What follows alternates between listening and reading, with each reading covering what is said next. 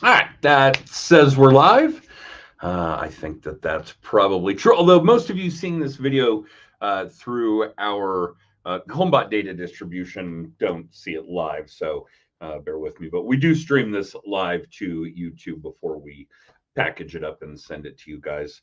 In any case, another homeowner tip. I think this is number 27 in this series of videos, which seems like a lot since we don't do them all that often. But again, if you haven't gotten used to it by this point, it's kind of a scared straight, don't do what Adam did program so that you guys can learn from the follies and mistakes that I make as a homeowner and not make those mistakes yourself, either because they are costly or time consuming.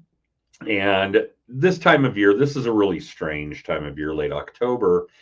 We could have snow, we could have sub-freezing weather, we could have 75-degree days, we could have both. Obviously, the fall and spring weather in the high desert is a little volatile that way. And last year I was gone for a lot of October. So prior to leaving town, I did all these winterization things, drain the sprinklers, detach the hoses, so on and so forth. And then October was ridiculously warm and dry, which had a significant adverse impact on my lawn and getting it to revive this past spring. So I did let that go a little longer this year, but have exercised both of those. Do make sure all your outside house out. It's live video. It's okay. Do make sure that your outside hoses are disconnected. It does not take much to freeze that portion that's outside of the house and cause significant damage to those valves.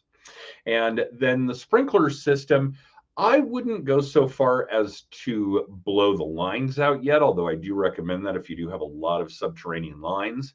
And I happen to have a gravity fed drainage system, so I can open the valve at the very lowest point of all the plumbing in my home and drain out all those sprinkler lines just by using gravity, which normally isn't a friend of mine, but in this case it is.